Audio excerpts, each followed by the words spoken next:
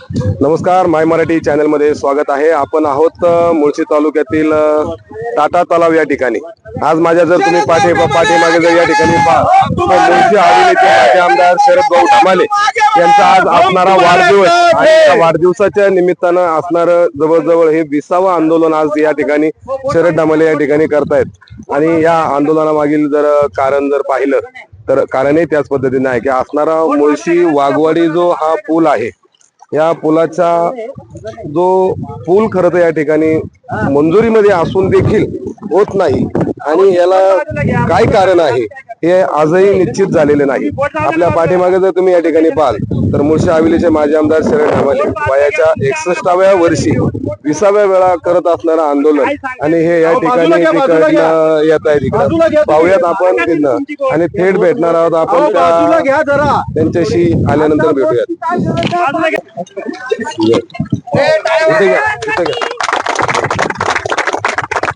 नमस्कार, माय मराठी चॅनल मध्ये स्वागत आहे। आपण आहोत मुळशी मध्ये। माझ्या पाठीमागे त्या सभोवती जर पाल तर या ठिकाणी मुळशी तालुक्यात असणारा हा टाटा तलाव आणि या टाटा तलावामध्ये आज वयाच्या 61व्या वर्षी मुळशी हवेलीचे माजी आमदार शरद धमाले यांनी केलेलं हे जलतरण आंदोलन हे जवळजवळ 20वे आंदोलन या ठिकाणी आहे। या मागील आंदोलनामागील काय कारण आहे हे आपण जाणून घेऊयात थेट मुळशी हवेलीचे माजी आमदार शरद भाऊ धमाले यांच्याकडनं। आज तुमचा वाढदिवस आहे आणि या वाढदिवसाच्या दिवशी आज तुम्ही पुन्हा एकदा या टाटा तलावामध्ये आंदोलन केलेलं आहे, जलतरण आंदोलन। काय सांगसाल या बाबतीत? खरं पाहिलं तर माझा वाढदिवस नाही, आता बुड दिवस मानला पाहिजे। कारण संत तुकाराम महाराजांची आज तुकाराम बीज म्हणजे पुण्यतिथी आहे आणि त्या अनुषंगाने माझा वाढदिवस योगायोग म्हणा। माझे पूर्वज माझे आजोबा आणि तुकाराम माझा आठवे वंशज हे माझ्या आजोबांचे मावस भाऊ होते। माझ्या वडिलांचा जन्म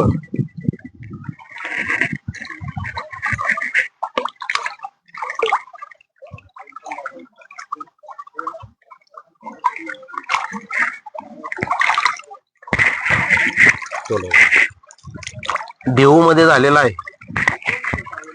मंदिरात मला वाटतं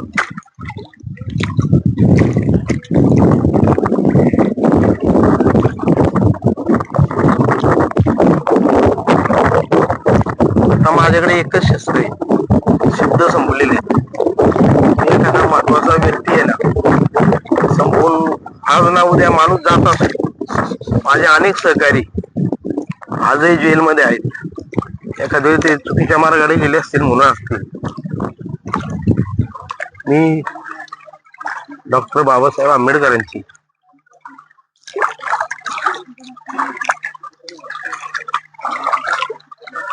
आज जर पाहिलं तर कुठंतरी माझे आमदार यांच्या भावना अनावर झालेल्या आहेत आणि ही गोष्टी साहजिकच आहे की वयाच्या 61व्या वर्षी त्यांना या पद्धतीचं एक आगळ्या वेगळ्या पद्धतीचं खरं तर आंदोलन करावं लागते।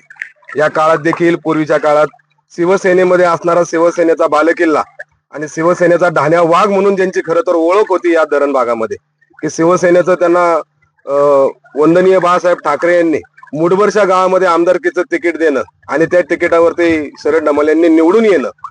काही कालांतराने त्याच पक्षामध्ये काम करत असताना देखील सुरू असलेला हा लढा कुठेतरी पूर्ण झालेला नाही आणि याच लढ्यातनं त्यांना पक्ष बदल देखील करावा लागला। यामागील कारण देखील त्याच पद्धतीचे आहेत आणि पक्ष बदल केल्याने देखील देवेंद्र फडणवीस साहेब असतील त्यांच्या माध्यमातून देखील या पुलासाठी अनेक वेळा पाठपुरावा केलेला आहे आणि या पाठपुराव्याला कुठेतरी अपयश येताना आज आपल्याला दिसतंय।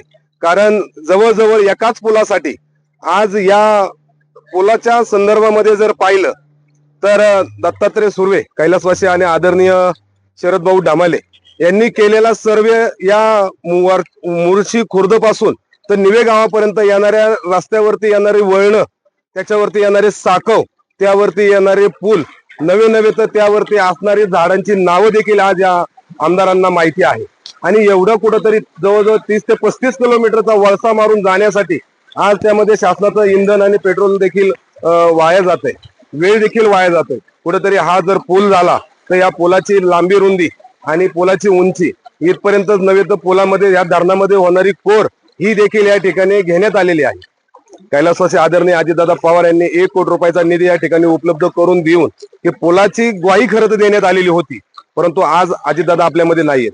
आज गेल्या बाईटमध्ये आज आपल्याला मुलाखतीमध्ये आमदारांनी आपल्याला सांगितलं होतं की अजितदादांनी काही दिवसापूर्वी जिल्हा परिषद आणि पंचायत समितीच्या निवडणुका लागण्याच्या पूर्वीच त्यांना बोलून घेतलं होतं आणि बोलून घेऊन त्यांच्याबरोबर याच पुलाच्या संदर्भामध्ये काही गोष्टींची चर्चा झालेली होती। त्यालाही काही गोष्टीचा आज तालुक्यातले काही मान्यवर त्याला साक्षीदार आहेत आणि आज वय कुठंतरी 61 असताना देखील एका सत्ताधारी पार्टीच्या माजी आमदाराला या पद्धतीचं आंदोलन करावं लागतंय, यापेक्षा अजून कुठली गोष्ट वेगळी नाहीये तिथं। आणि आज जर पाहिलं तर आज वयाच्या 61व्या वर्षी त्यांनी वाघवाडी ते मुळशी या ठिकाणी जो पूल खरं तर कागदावरती मंजुरी आहे, आर्थिक दृष्ट्या त्याला कुठेतरी अजून मंजुरी मिळाली नाही। कुठं 35 कोटी रुपयापासून सुरू केलेला हा खर्चाचा आडाखाडा हा जवळजवळ 200 कोटी रुपयापर्यंत जाऊन पोहोचलेला आहे, अशी आपल्यापर्यंत आलेली माहिती। आणि याच माहितीच्या अनुषंगाने आज पुन्हा एकदा वयाच्या 61व्या वर्षी हे 20वा आंदोलन मुळशी हवेलीचे माजी आमदार की ज्यांना मुळशीचा ढाण्या वाघ म्हणलं जातं, आज त्या ढाण्या वाघावरती ही वेळ आलेली आहे की 20व्या वेळा आंदोलन करावं लागतंय मुळशी वाघवाडीच्या पुलासाठी। कुठेतरी बोलताना त्यांच्याबरोबरचे असणारे सहकारी, अनेक सहकारी त्यांनी या आंदोलनाच्या माध्यमातून गमावलेले आहेत। त्यामध्ये दत्तात्रय सुर्वे असतील, दशरथ गोळे असतील, अनेक सहकारी आजही त्यांच्याबरोबर असेल, गणपत वाशुले असेल, मारुती कुरपे असेल, विजय दळवे असतील, पक्षातले मंडळी देखील आजही त्यांच्याबरोबर आहेत। इतर पक्षातली मंडळी देखील आजही त्यांना या आंदोलनाला या ठिकाणी सहभागी झालेले आहेत। माझ्या उजव्या बाजूला जर तुम्ही पाहाल या ठिकाणी इकडे, तर आज तालुक्यातले अनेक मातब्बर मंडळी की ज्या तालुक्याचं नेतृत्व करतायत, ही मंडळी खरं तर आज शरद भाऊ ढमाले यांना पाठिंबा देण्यासाठी या ठिकाणी आलेले आहेत।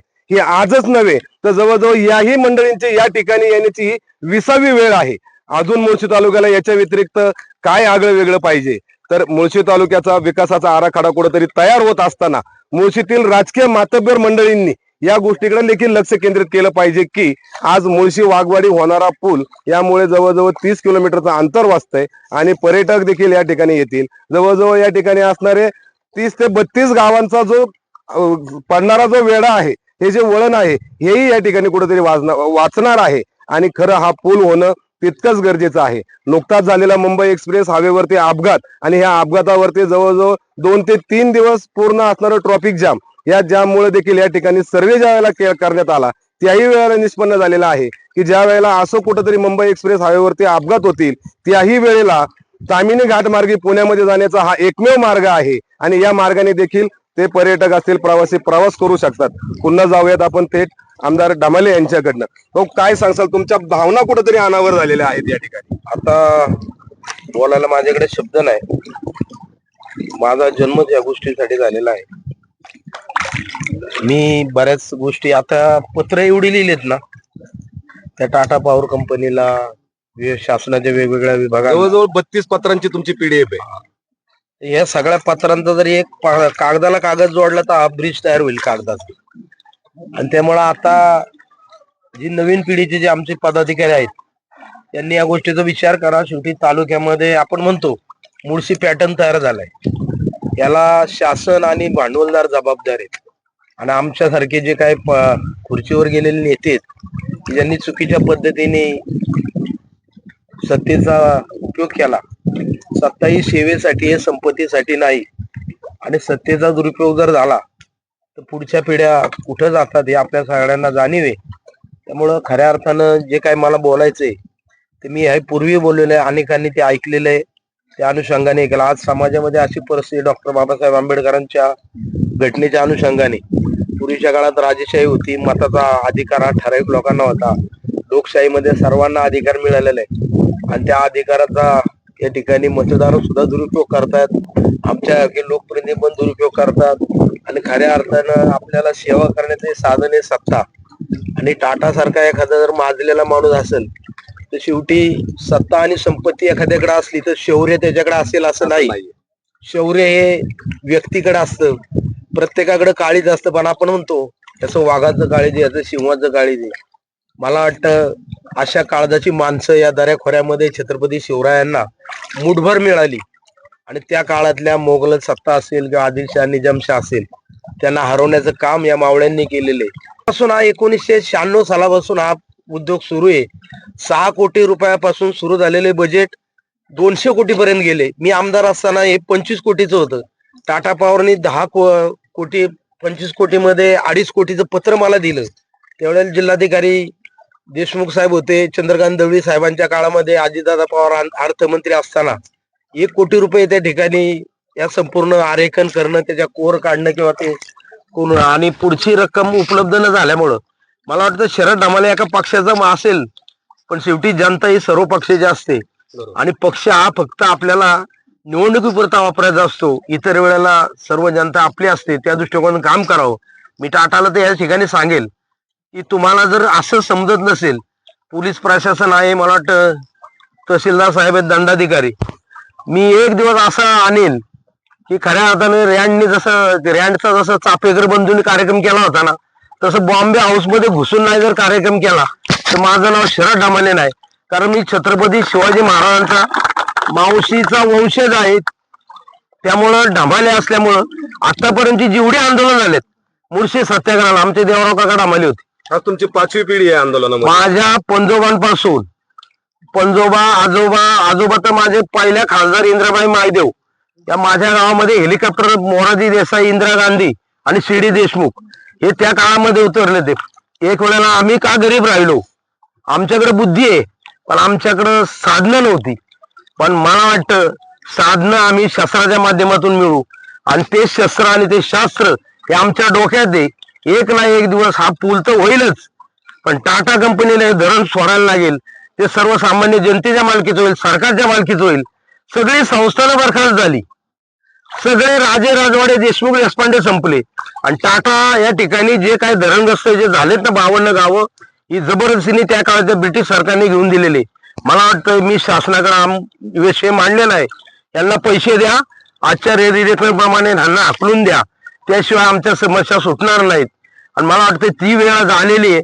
भविष्य काळामध्ये मी लोकप्रिय होईल का नाही होईल, पण मी ज्याला करेल त्याच्या माध्यमातून नक्कीच हे काम करून घेईल. एवढं बाकी आणि मुळशीचे आमदार देखील तुमच्याच विचाराचे काय सांगाल तुम्ही? सगळ्या प्रकारची यंत्रणा या ठिकाणी काम चालू आहे. कैलासवासी अजितदादा पवार 2.5 महिन्यापूर्वी माझं आणि त्यांची मला जिजाई बंगल्यावर त्यांनी बोलून घेतलं. या संदर्भामध्ये त्यांनी चर्चा केली आणि मला म्हणले हा प्रश्न आपण खऱ्या अर्थानं, त्या काळामध्ये आम्ही विरोधी पक्षामध्ये होतो म्हणून एखाद्या वेळेस आमचे एकमेकाचे हे असेल, पण मी त्यावेळेस म्हटलं होतं श्रद्धांच्या सभेत मैदानामध्ये कुस्ती आणि बाहेर गेलो दोस्ती, त्याप्रमाणे दादांनी त्या मोठेपणा दाखवला आणि मग ते काम होणारच. पण दुर्दैवी शेवटी परमेश्वरी सत्तेपुढे जसं म्हणतो इलाज नाही, तसं हे जे शासन करते आहेत, आज आम्ही इकडे आहोत, उद्या कुणीकडे असो सांगता येणार नाही. आज अजितदादाची आठवण येते. नक्कीच चांगलं काम करणाऱ्या माणसाची आठवणी नेहमी ठेवायची असते आणि तीच आपल्या देशाची आणि धर्माची संस्कृती. राज्यकर्ता हा जातीसाठी न्यातीसाठी नसून नीतीसाठी असतो आणि ते काम करणारा सत्ताधीश या महाराष्ट्राच्या गादीवरती कायम राहील याच्यासाठी आम्ही कटिबद्ध राहू आणि त्याच्यासाठीच आमचा सगळा परिवार कायम नेहमी काम करत असतो. याची आपण 61 आणि 20वे आंदोलन प्रशासन यंत्रणेला काय सांग? प्रशासन यंत्रणेला काय, शेवटी ते हातावात बांधून येत. मला वाटतं करोडो रुपये 100 वर्षामध्ये या टाटा पॉवर कंपनी विद्युत निर्मितीमुळे झालेले आहेत.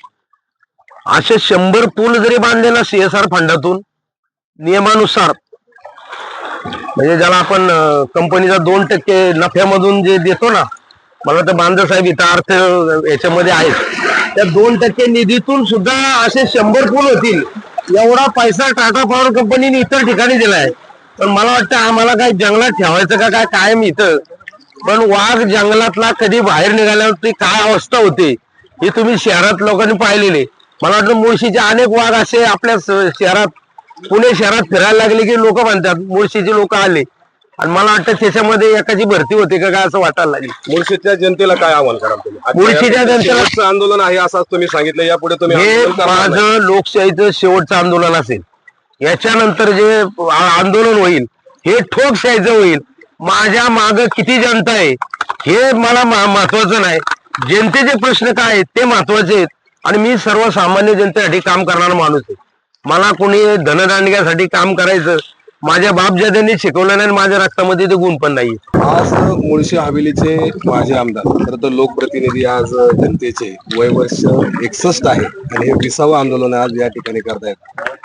काय तुमच्यापर्यंत माहिती? आता मान्य श्री शरद धमाडे साहेबांनी जे आंदोलन केले हे साईडला बरे त्यांची जी मागणी आहे तो या ठिकाणी प्रश्न पूर्ण झाला पाहिजे. जी खालच्या भागातली आमची गाव आहे त्यांना तर पुलाचा फायदा होईल ही देखील मागणी रास्त आहे. आपण ती शासनापर्यंत पोहोचून मान्य जिल्हाधिकारी महोदय यांना आंदोलनाची कल्पना देतो. या ठिकाणी अनेक वेळा त्यांनी कागदोपत्री शासन दरबारी पाठपुरावा केलेला आहे, परंतु त्याला यश मिळत नाहीये. नाही, आता ह्यामध्ये कसं आहे की सर जिल्हाधिकारी महोदयांमार्फत आपण शासनाला ही मागणी करू. त्यांनी केलेल्या आंदोलनाची पूर्ण कल्पना देता येईल आपल्याला. या संदर्भात होणाऱ्या फायद्याबद्दलही आम्ही देतो शासनाला. त्या संदर्भात शासन निर्णय. तुम्ही आज 20 वेळा त्यांच्या बरोबर आंदोलनामध्ये या ठिकाणी होतात आणि हे आजचं शेवटचं आंदोलन त्यांनी या ठिकाणी जाहीर केलेलं आहे. या पुढील काळामध्ये ते आंदोलन करणार नाहीत, पण आंदोलनाची पार्श्वभूमिका ही वेगळी असणार आहे. तुमचं काय मत आहे? नाही, लोकशाही मार्गाने आतापर्यंत आमदार साहेबांनी 20 आंदोलन केले. आता भावनेच्या भरात त्यांनी सांगितलं हे शेवटचं आंदोलन आहे, परंतु शेवटचं नसणार. त्यानंतरही आपल्याला मागणी मान्य नाही झाली तर लोकशाही मार्गानेच आंदोलन करावं लागेल.